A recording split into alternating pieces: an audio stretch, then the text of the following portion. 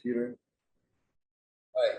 Yo, what's going on, everybody? Welcome back to another Sunday breakdown. So we're pretty much going to be taking an outlook for what we could potentially expect for gold and GJ throughout the rest of the week, along with breakdown of what actually happened with gold. So one thing that we were talking about last week is that we could actually see a pullback with gold where you could then actually look to go short. And there was pretty much two areas where I was looking for gold to actually pull back to for us to actually look to take that long position. Give me literally 1 second. All right.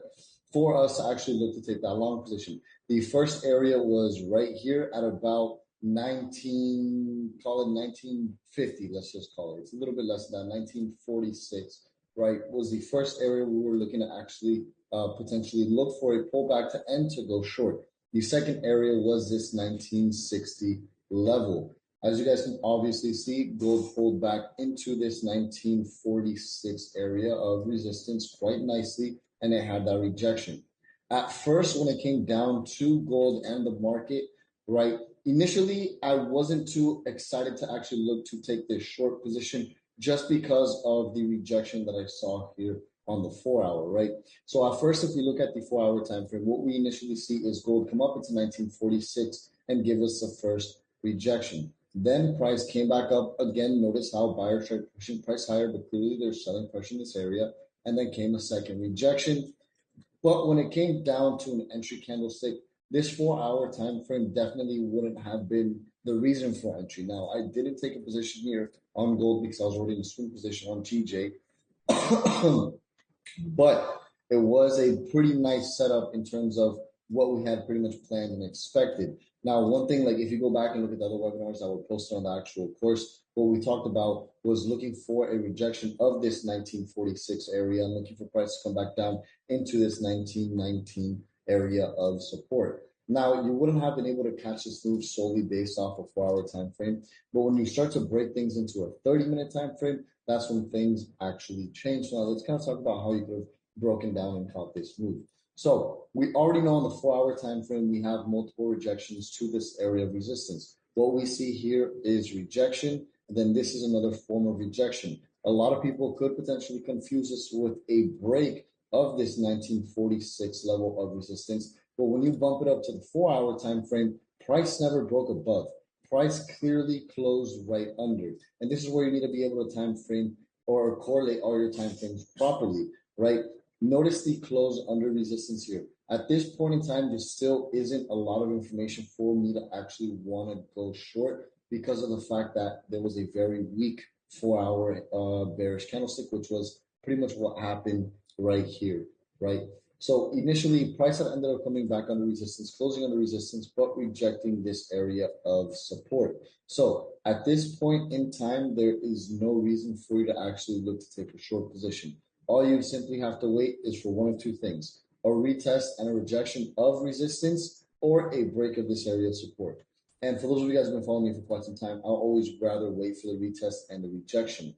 Now, what we can also look at is this 30-minute head and shoulders pattern here, which would have been super simple for you to catch as well. Now, as simple as price came back up into resistance, because you have to remember, this is an overall zone, right? Once price came back up into resistance and then gave you this 30-minute bearish variation pattern, along with this clear as day head and shoulders pattern, this would have been the sell entry for you right then and there. Literally, I mean, it's a little bit more easier said than done, right? But this would have been the sell entry for you right then and there. You could have had a stop loss above resistance, above 1946 if you wanted to play it safe. And then your take profit would have been down here at 1920 for about 3.7 times or 3.7 risk reward ratio. That's how you could have potentially caught that gold move. Now, when it comes to what I'm going to be looking for over the next few hours, the next few hours when it comes to gold, I am going to actually be expecting gold to continue to drop. What I'm going to be pretty much waiting for at this point in time is a clear as day break under support, retest, look for that rejection, and then look for price to continue to come down into this next area of support. And that's pretty much how we trade. Now, if you were looking for buys on gold, there should have been no reason for you to actually look for that buy position unless price would have broken above this area here. Because it all comes down again to market structure, right? Let's say we see a currency pair doing something like this, right?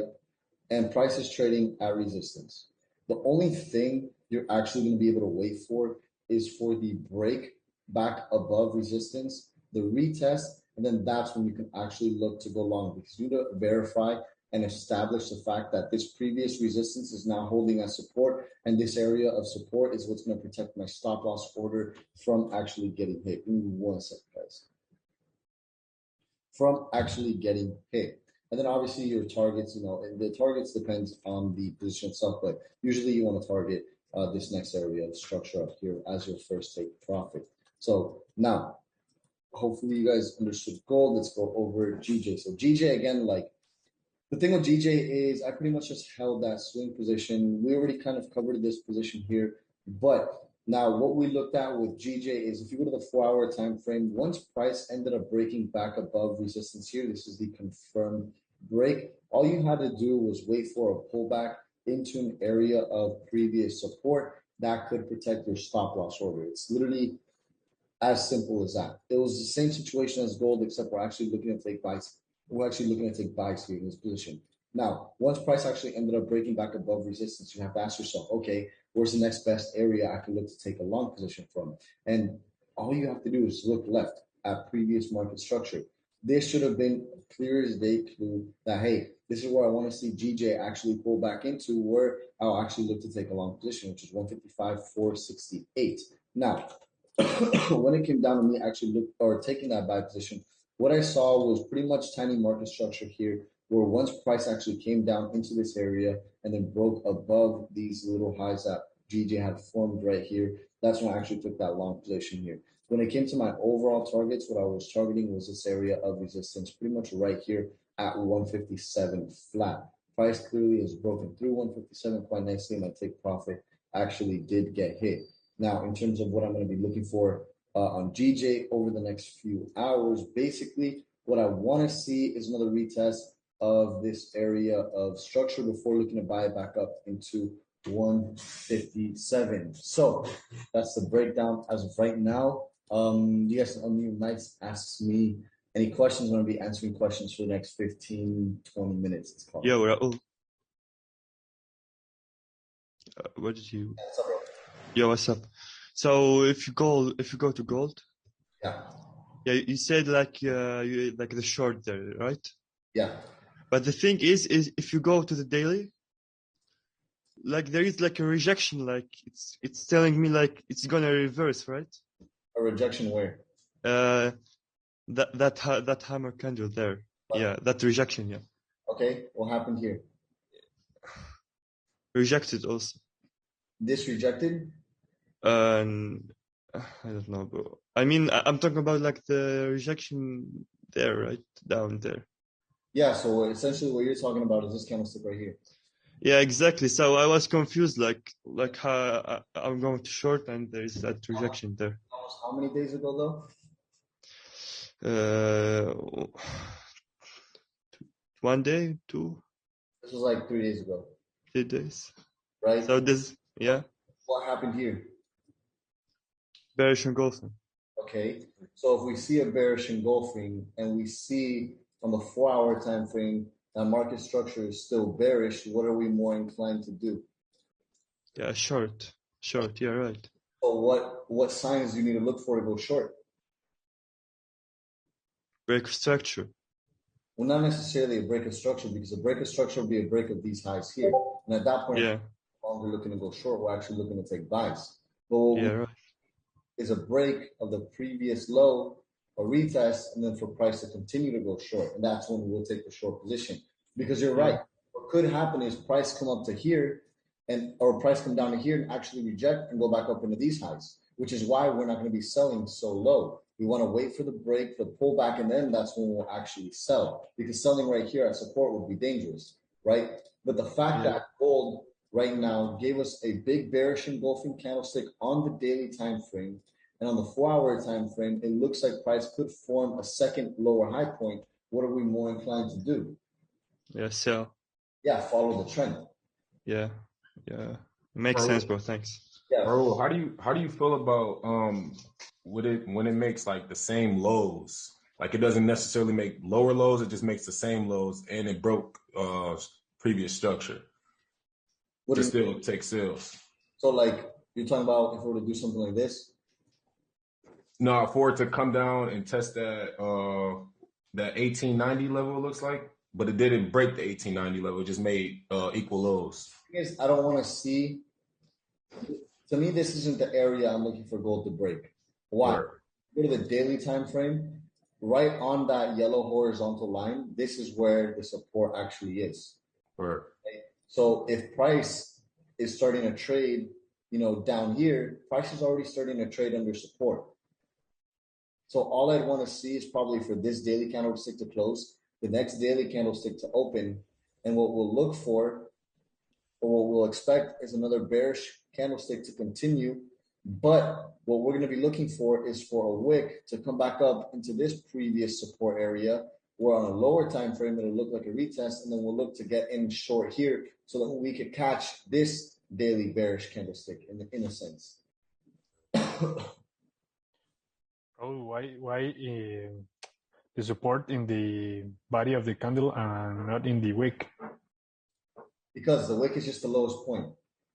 The wick, I'm not going to put my level of support down here because that's just the lowest price reach. Okay. So it's better always to look at the body. That's where I would start it for sure. Mhm. But Okay. when it comes down to like support and resistance, it's always going to be an overall. It's not always going to be a specific price. Like the next area of support I'm going to be looking for if gold breaks 1917 is obviously going to be 1890. Why? Because it's the next level of support. Now, when we look at it from a pip range, that's about 200, 300 pips away.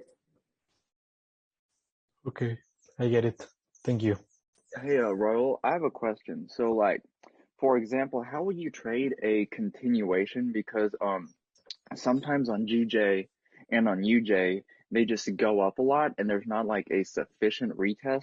So, like, for example, on UJ between March 10th and the 15th, it just went straight up. And then I don't want to like buy high. So I tell myself I'll just wait for a pullback, but then a pullback doesn't happen.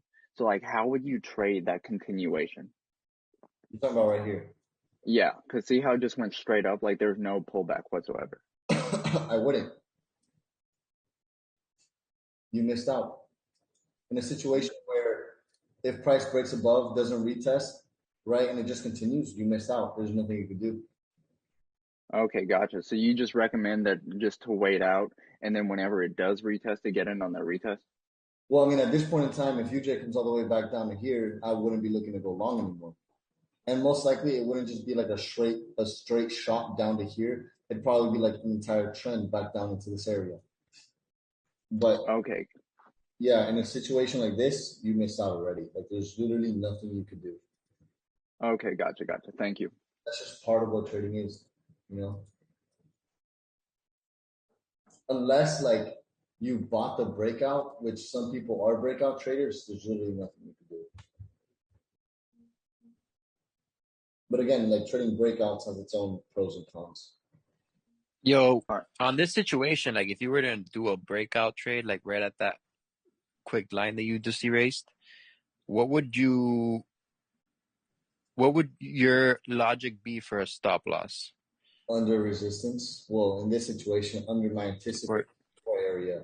So if I identify that, the overall areas around here, right, and the breakouts right here, I'm gonna put my stop maybe like down here. Gotcha.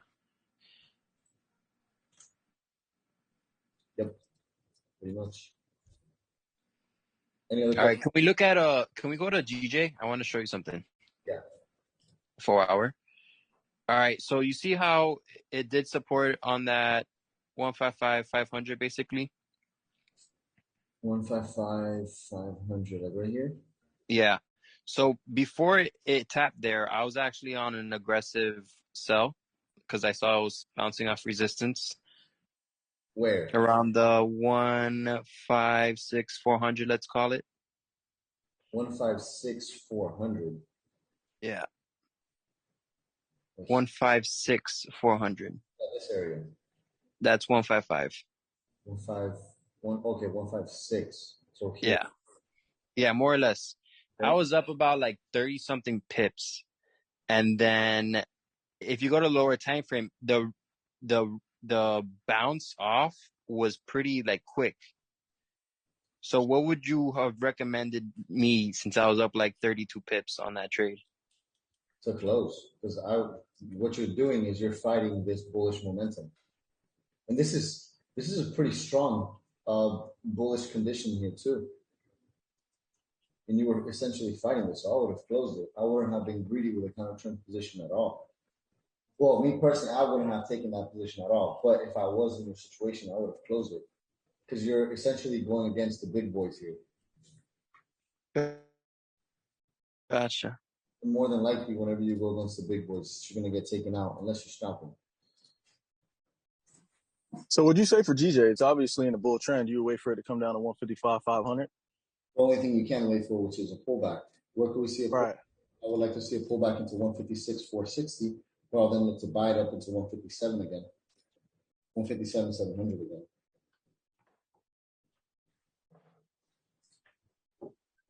Really need to wait for it. Yo, Raul, you can do a breakdown on EU real quick. I really don't like breaking down pairs that I don't trade because I just feel like it's kind of not necessarily that it's kind of pointless, but like I'm not experienced with these pairs, right? Gotcha. The thing with EU is, I mean, it comes down to the same conditions. Like identify the trend, right? Where's the direction of this market going? It's clearly going down. What does the market structure look like? It looks like lower lows, lower highs. Now, identify where you are trading within the trend. We have previous support. We have resistance here. Where has price actually rejected? It's rejected previous support and is now rejected resistance twice so far, and we're in a bearish condition. So logically, looking at this daily time frame, I'm going to continue to expect price to come back down into its previous lows down here. Now, ultimately, since we've already identified like where we're looking for price to travel to overall, it just comes down to how you're going to take the position. Okay. Which in this situation, like if you're not already in, you're kind of already late. But it really comes down to selling at a lower high point. And right now it looks like EU is at a lower high point. I definitely wouldn't look to sell if price breaks this area up here. That's for sure, though. You can even put a fig if you wanted to from like this point. It's pulled back 50%. So this is where I would essentially like to get in on things the timing is horrible, right? Maybe look for something like this. Probably back down into this hour support over here. Maybe something like this, but again, like the timing is just so far off. Yeah. I appreciate it. Yeah. Hey, Raul. Yo, when you say like timing, are you talking about like as far as timing of your section that you like to trade? Yeah, session because of volume. Gotcha. Yeah. Hey, Yo, Raul. Raul, real quick. Silver. What's good, bro? Can you break down silver? Yeah. So, I mean, silver, it's pretty much almost the same exact thing as gold. It did reject resistance at 25.42 thousand. So what I'm going to be looking for on silver is a continuation to the downside. But I would like to wait for is a break, retest as the price continue to go down. Literally almost the same exact thing as gold. Gotcha. Thanks, man. Hey, Raul, real quick. What are your opinions on like gaps on a 30-minute, 1 hour time frame away from like support and resistance? Stay away. Like gaps in the opposite direction. I would stay away from them. But you wouldn't use it as like an indication, like to just wait more, I guess, to like if it gaps up like towards the resistance or gaps down from like away from support, or it gaps up, I'm sorry, from support, you wouldn't see it as, you wouldn't take it as like anything different, right? Well, gaps is just data that didn't print over the weekend. Okay. Depending on the broker server, obviously. Because if you go to Wanda, there's not going to be a gap versus if you go to FXCM, there's going to be a gap. So I would consult with a different chart that doesn't have a gap. Got you. All right. I'm not a big believer in like, oh, you know, gaps have to get filled and this and that. There's no real logic to me behind the reasons as to why gaps have to get filled. No, yeah, I personally don't like trading gaps. I don't tell like if I see a gap in the market, I kind of wait. I stay away from it. Yeah, for sure. I would wait until more data is printed because it's missing data. All right, cool. Thanks, man. Bro, I got a question with regards to gold, right? Say I was looking for buys on gold. Would I have to wait for the 1950 level to break before I could look for buys? Yeah, 100%. I wouldn't buy this market at all unless price breaks 1947. Okay. Because I could see on the weekly here, price still looking a little bullish. So just how it broke the previous supply and demand and stuff. Nah, I wouldn't look to buy this market unless price does one of these. Okay, thanks. Because even on the higher time frames, like even if price did reject a certain area, the lower time frames are still bearish. So I would wait for the transition on the lower time frames, lower time frames. I'd wait for a transition on this 4-hour time frame at least before I'm actually going to start looking to buy. I'd rather miss out on 300 pips, but then I know the market's actually changed in conditions, and I'd rather buy. Safer to buy. Okay, so wait for the lower time frames to transition first. Yeah, if you're looking to buy. All right, thanks. Hey, Raul. Hey, for when gold breaks below that support, would you wait for a break, like on the 1 hour, like the 4-hour time frames? Good question. I would wait for a break on the 4-hour. Okay, all right, and that's like 2 candles, right? Like you be saying. Yeah, just consists of 2 candles. I'd wait for that break, and then I look for the retest and rejection on the hour. All right, cool. Appreciate it, man. Yeah. Can you go on US 30 for a sec? Can you go on the daily? Do you think the downtrend has been broken? You tell me. Because if you go on the weekly, it doesn't look like it. That's why. All right, what does the daily look like though? Yeah, the daily, but the weekly has not been broken, so that's why I'm just confused. What does the chart look like overall here? What does it know? It's coming up, yeah, for sure. Yeah, 100%. So, if you're always going to be relying off the weekly, you're going to miss out on opportunities all the time. You look at this daily market structure, what does it tell you? It's going back up, yeah. What? It's going back up, for sure. What did it say that? All right. Thank you, man. I guess. Well, what it comes down to is looking at market structure overall. What we had was a pretty much bearish condition that you saw here on US 30, right? And then you have a break. So essentially, what do you want to wait for in this situation? Hey, Raul. Retest. A retest. A retest. And if price holds, then that's when you look to start buying. Because right now, price is too expensive to start buying. Yeah, I got you. Sounds good, man. Thank you. Yo, based on that daily lower high to that lower low, what would be the current rejection right there? It looks like a 50 or a 61.8. What are you talking about? From the 3,500-800-ish to the lows. Down here? That's yeah. I want to say maybe 38. Yeah, look, 50% on the top.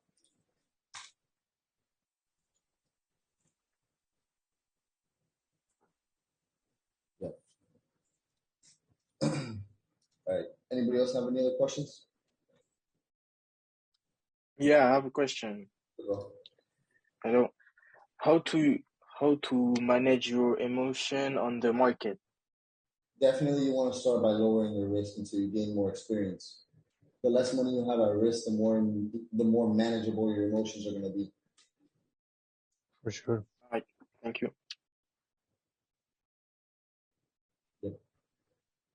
Thank you very much, Raul. Yeah. Hey, Raul. Do you have any techniques that you use, like mental techniques for that? For managing your emotions? Yeah. The main thing I want to say is I have to genuinely be accepting on how much I'm going to lose that trade. Because I never go in with the mindset of I'm going to make money, just because that's just not always going to be the case. I always go with the mindset, if my stop loss gets hit, I'm cool losing $10,000 here. I'm cool losing $25,000, right? And I have to be okay with that. And if I even have the slightest bit of like, I don't know if I want to risk 25 this trade, then I'm not going to risk $25,000. I'll risk 10,000. Yeah, that makes sense. Whatever the case might be is, one, I have to identify that my stop loss is in the proper area. Once my stop loss is in the proper area, then I have to come to an understanding of how much I'm willing to risk and how much I'm willing to lose on that trade if it doesn't go in my favor. That's always something that's helped me get better and hold that position itself.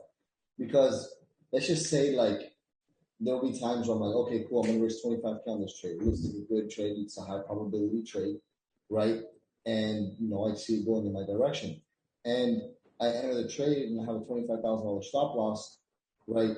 But I'm not accepting the fact that it's like, I have a possibility of getting stopped out. Then it's a lot harder for me to manage that position than it is, okay, cool, it's a pretty good trade.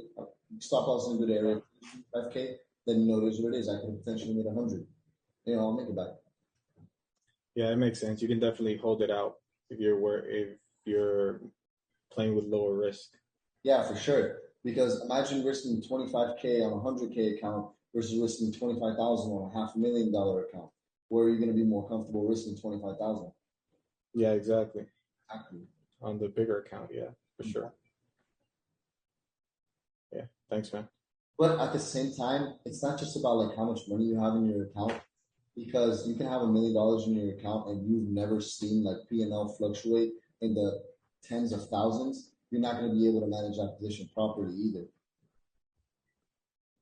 Yeah, that's true. It's literally like a game of leveling up when it comes down to like, being able to manage your emotions with bigger numbers. Yeah. You got to take baby steps.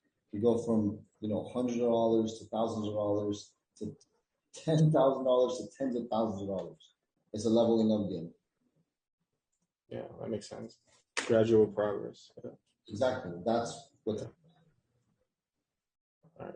Cool. Thanks, man. Raul, I got a question about psychology. Let's say if you got like, you're not focused 100% like a trading, like you'll be having problems like with the girlfriend or that. Should you not even trade it? It depends how bad those things are affecting you. Because at the end of the day, no matter what, like, I got bills to pay. You know what I mean? So I've been able to become very well with being like it's a negative and a positive, right? But for some reason, I find myself being very well with being like very emotionless in a lot of situations and not really caring as much because like I got other shit that I got to worry about, I feel. So, there'll be times where I used to get in an argument with my ex and I'll trade just fine. But when I first started trading, when I had a girlfriend at that time, right, when I would get into arguments with either my family or with the person I was with, it would affect my trading because that's just what I would be thinking about. But at the end of the day, like, I prioritize myself and my businesses, my trading, my work. So right. I pretty much try and not let anything distract me from that.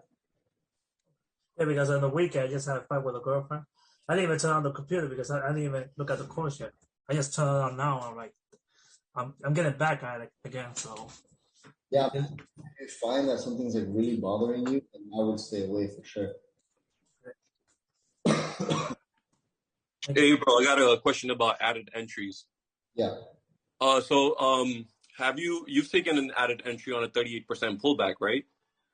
I have, but I find myself, I'd rather scale into a position early on before the move actually happens.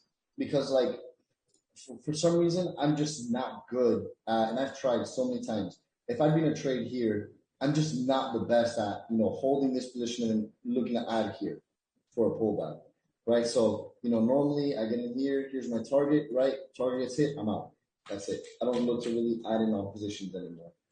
Right, because I've noticed, like, let's say if I added an entry at a 38% pullback, price could literally go up and then do a 60% pullback and then continue up. So that's why my question was, what makes you confident in taking that 30% pullback at an entry?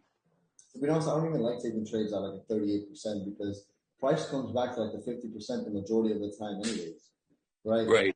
But when it comes to like adding into entries, like that's just something that has to be worked on. And most of the time you're swing trading when you're adding entries. You're not really day trading. Right.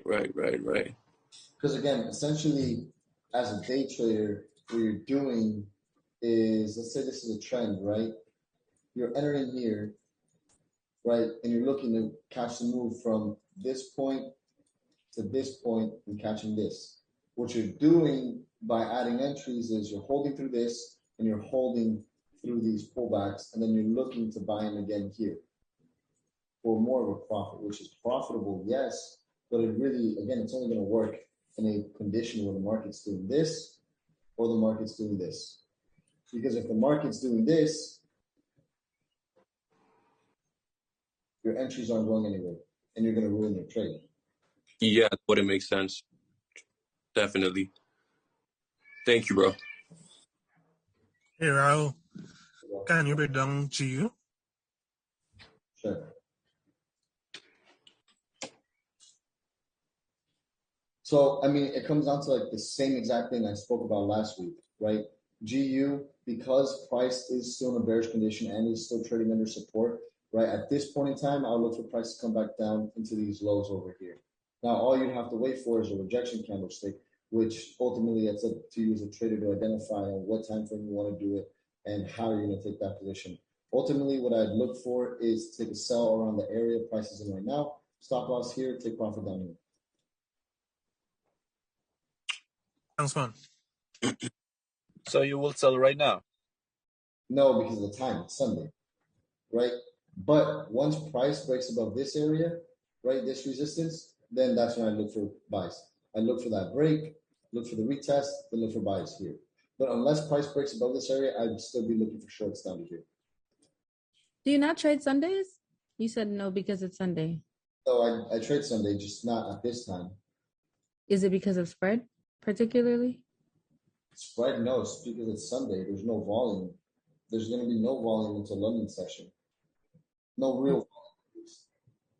Okay, thank you. Sundays at this time, I've shot myself in the foot every single time. Thank you. So you would look for buys if it break above that level of resistance, even if the trend on the daily is overall bearish? Yeah, because now what you've essentially done is price is broken through resistance. Mm-hmm. So when price breaks resistance, it's a clue of what? Okay. So basically, you would be following for each time frame trend until you see a transition. If it turn back bearish. Yeah. All right. We'll make note of that. I don't know. Once what it looks like during London session, that's when you're gonna do. That's when you're gonna end up telling yourself like what you're looking for at that time. Facts. Because right now, can we say, yeah, GU sells, but by London session, I would scrap GU sells and look for GU buys. Correct.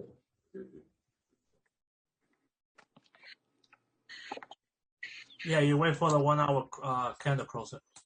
I'm sorry, the 1 a.m. the candle closer for 4 hours. Yeah, 4 hour, and then that's when I start looking for entries. But I mean, London session now starts like at 4 a.m. for like the next week. Then I'll go back to 3 a.m. So it's kind of like. Oh, because of time change? Yeah. So what time are you taking those trades for that London session? When are you starting to take them? Around right at 4, after 4, a little bit before, depending? It all depends, really. Usually like around like 3 is when I'll see myself take a position. Okay. But again, it all depends, you know. What's good, Raul? Yo, what's good, bro? What's going on? Hey, I sent the email out for the IA. Yeah. Yeah, but they haven't responded. Like, how would I know if they got my email or not? Well, if you sent it, then for sure they got it. But I mean, you gotta like there's a bunch of people that are also. Yeah. I think only like 50 or 60 were sent out yesterday.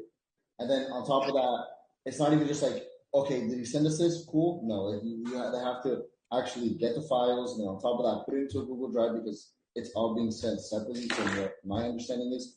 But the more important part is verifying the KYC to the actual payment itself. All right. Hey, I got one for my daughter as well, but she only has a school ID. Would that work for hers?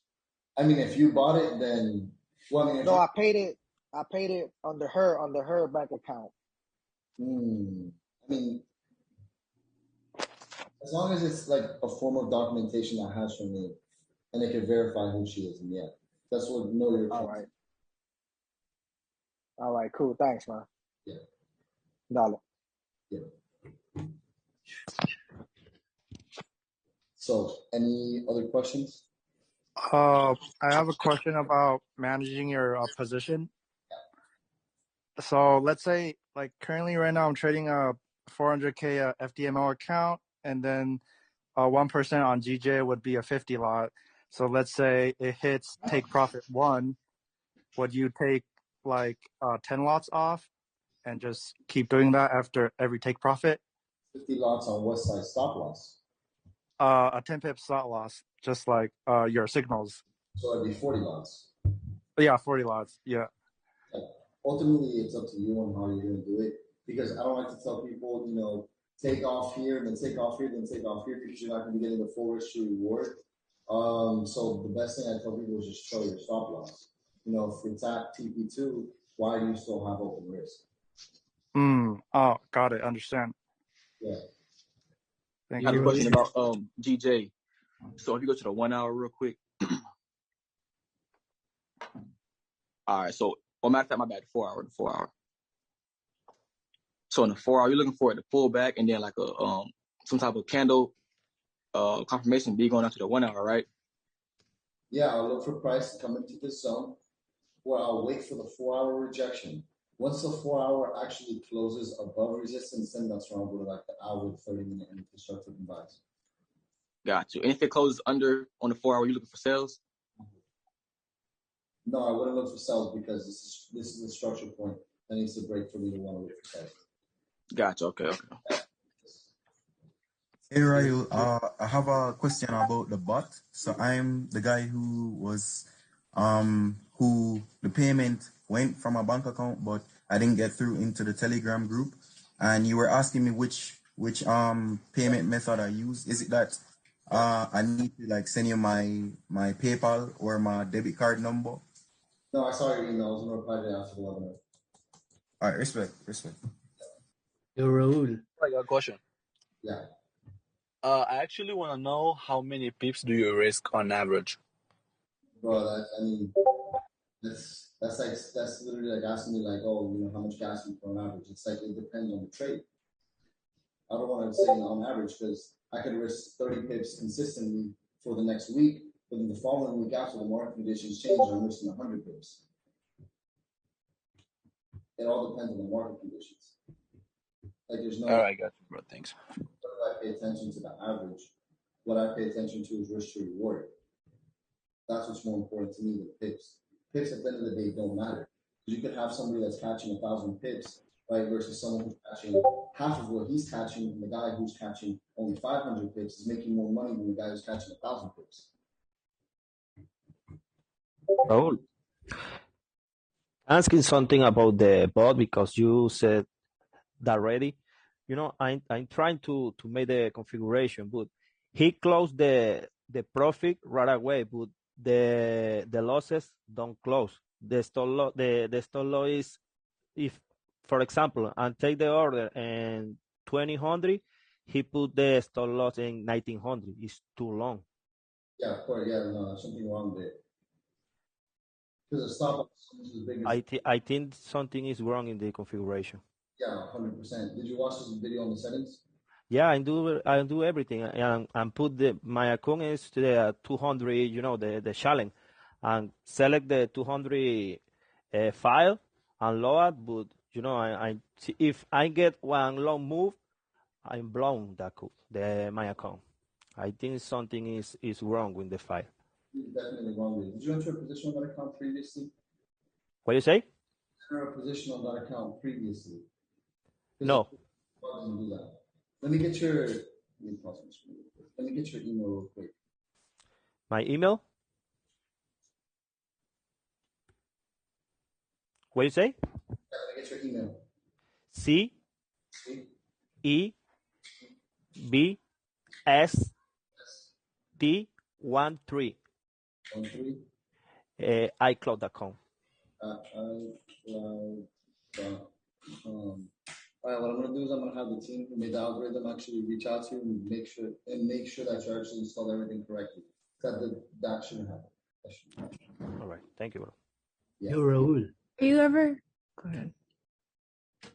Raul. I have a question regarding the bot. So do you use a percentage based or fixed lot risk size? Well, when it comes down to the algorithm, I believe it's fixed lot. All right. Will you be opening it? Like, will there be another chance to get it after this? Or Maybe not. the final product is done, but I don't see that happening for at least the next quarter. Okay. Yeah. Hey, Ro. Yeah. Hey, man. Sorry, I just came late. I didn't realize the webinar is starting early. Is it going to be posted? Yeah. Literally, I'm webinar right now at 7:50, and it should be up by like 9 o'clock. Okay, and then I got another question as well. Is it possible to do, I know you talk once in a while, you go over a trade that you take, stuff like that. Is it possible to do more of like a review on like all your trades for the week, or at least like, 5, 6 of them, just to get more of a feel of your mindset through the trade, like the difference of why you took it on a 30-minute as opposed to a possible 1 hour. I know sometimes you may take trades on a 15-minute as well. Just I know for me it'll help, maybe it'll help others just to kind of see the difference of why you changed the time frame to get in a trade. You understand what I'm trying to say? Yeah, I mean, I cover over that regardless in terms of like the technical analysis side of it, and I break down the trade that I took. But when it comes down to like the psychological side, that'll be found more like the live trading section. Right. Yeah, because I know you always cover, possible zones, and then if it breaks, you wait for the retest, that kind of thing. But as far as like the actual like entry portion, that's kind of where I struggle with, whether to get in on that 30-minute engulfing or wait for a second leg, so to speak, where then you get in on the 15 or stuff like that. So I'm just trying to improve with that section of things. I know entries could definitely be something that feels very overwhelming, but like you really don't have to complicate it as much as people do. It comes down to a signal itself. Either you wait for it on the hour time frame or wait for it on the 30-minute time frame. You just have to have the understanding that an hour time frame signal is going to be way more reliant than a 30-minute signal. Right. Because sometimes I take an engulfing signal, let's say call it 30-minute. I'll take the trade, I'll put my stop below support or resistance, above resistance, and it's worked. And then a lot of times it has stopped me out and then worked, or just stopped me out completely and it was going the wrong way. So, I know that's something I need to practice on, but sometimes it helps to see like other people's entries and you're like, oh, I didn't do that. And then you kind of get better. You know what I'm saying? If price drops to 155.468 and rejects on the 4 hour, would you just buy it there instead of buying at the 1 hour high? Well, first, obviously, this high is going to be tested before the 4 hour low. Right? Yeah, I was saying if it were to break through, that's what I was saying. Say again? I was saying that like if it were to break through the 1 hour high and go to that level, then would you just buy it from there? Or to break through this 1 hour high? I'm saying like, okay, let me slow down. I talk a little fast. So in the 4 hour, let's say it goes down and rejects or retests the 155.468 level. I'm saying, would you buy it from there, or would you wait for it to go back above the 1 hour high and then retest and then buy it back up? Oh no, I would buy from here for see rejections. Gotcha. Okay. My bad. Yeah, I didn't explain it right. All right. So I'm gonna end the webinar now.